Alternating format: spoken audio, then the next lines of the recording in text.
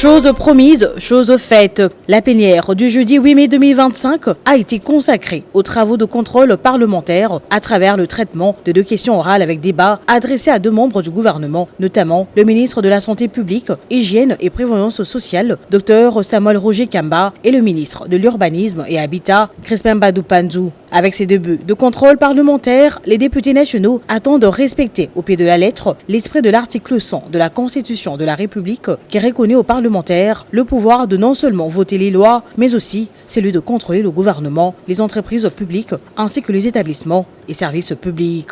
Avant de débuter le contrôle parlementaire, au cours de cette séance plénière, 8 projets de loi de ratification, dont 7 portés simultanément par les ministres des Finances, celui de la formation professionnelle et celle de Art et Patrimoine. Ces projets de loi ont été examinés puis votés in globo par la représentation nationale. S'agissant de l'ordonnance loi portée par le ministre des Ressources hydrauliques et ont suscité un débat, elle a été envoyée en commission pour un examen approfondi. Pour ne pas donner l'impression aux honorables députés que nous ne tenons pas compte de leurs observations, nous ne perdons rien en envoyant ces projets de loi en commission où le ministre va vous éclairer sur cette matière.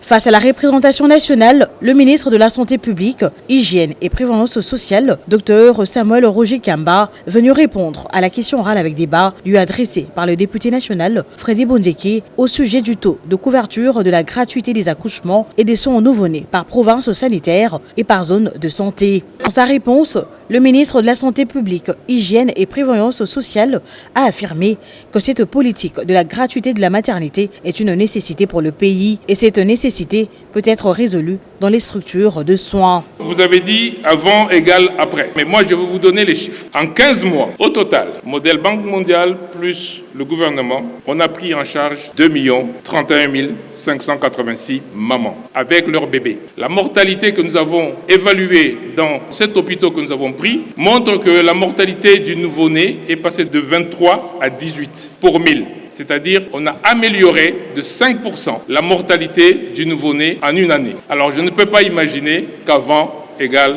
après. La première difficulté que nous avons, c'est la difficulté des financements. Cependant, je voudrais apporter ici une très bonne nouvelle, c'est que vous avez suivi le Conseil national du travail qui s'est réuni et qui a pris un certain nombre de décisions. Parmi ces décisions, le système contributif a été acté par la tripartite, c'est-à-dire par le banc syndical, le banc gouvernemental et le banc patronal. Et cette tripartite permet à ce que, au-delà de l'augmentation du SMIC qui a été porté à $130, au-delà de cela, la tripartite a convenu qu'on prélève 2,5% pour pouvoir payer la couverture santé universelle. Et cela veut dire que le contribuable, c'est-à-dire le travailleur paye 0,5% et l'employeur paye 2%. Des révélations qui, en croire les élus nationaux, ne correspondent nullement avec la réalité sur terrain qui reste déplorable et insoutenable. Les objectifs poursuivis par la gratuité de l'accouchement ne seront jamais atteints si les établissements de soins ne sont pas approvisionnés en médicaments, en consommables, en commodités et si on ne met pas l'homme dans le centre de cette politique. J'aimerais que vous puissiez nous donner avec détail, parce que moi j'ai des éléments. Donnez-nous les statistiques, parce qu'au jour d'aujourd'hui, personne ne peut me contredire. Les taux de mortalité est très élevé. C'était sur la politique de la gratuité des accouchements et des nouveau-nés au pays, tel que voulu par le chef de l'État. Et on a pris la parole pour dire qu'on n'atteindra jamais les objectifs de la gratuité des accouchements si on ne met pas l'accès sur l'approvisionnement en médicaments, les consommables et les commodités, mais surtout si on ne met pas l'homme au centre de cette politique. En améliorant les conditions de travail, en améliorant le cadre du travail, et on améliorera sa motivation, l'homme attendu par là, les prestataires de soins, les professionnels de santé, médecins et non-médecins. Mais j'ai aussi posé la question de savoir qu'est-ce qui bloque pour aller vers l'assurance maladie obligatoire. Parce qu'il y a des pays qui ont fait la gratuité avant nous, mais ils l'ont abandonné, ils sont pris dans la gratuité, parce que la gratuité n'a pas de durabilité.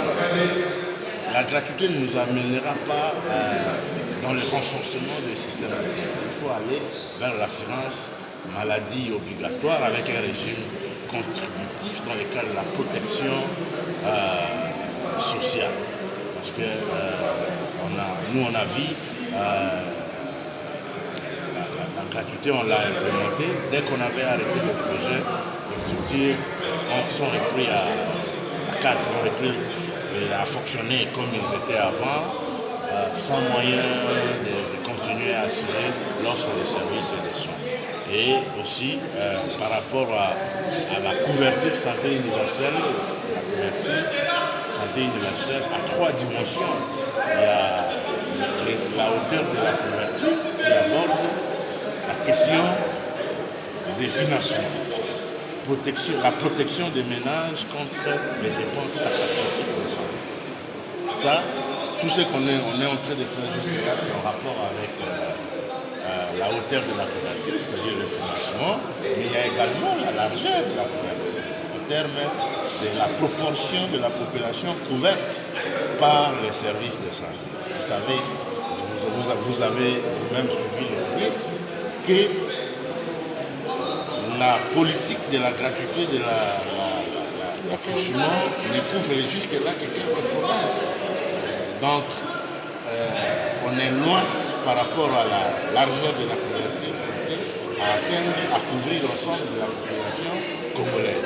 À cause de quoi? Non, mais parce qu'il a parlé des financements qui manquent, mais il faut dire que les Congo ne commencent pas à aller vers la couverture santé universelle. Parce qu'avec les soins de santé primaire, avec la stratégie de renforcement du système de santé, on avait fait les pas. Donc, au lieu de s'appuyer sur l'existant, on a amené de nouveaux mécanismes de financement qui semblent un peu plombés, selon notre lecture, les efforts déjà consentis pour aller marcher vers... Donc, avec l'existant, ce qui avait existé, diversifier les paquets d'activités, diversifier l'équipement. Et là, parlant de la profondeur de la couverture, il faut diversifier les gammes de prestations, renforcer l'équipement des structures, motiver les prestataires de soins pour améliorer l'offre de soins et de services de qualité à la population. Merci.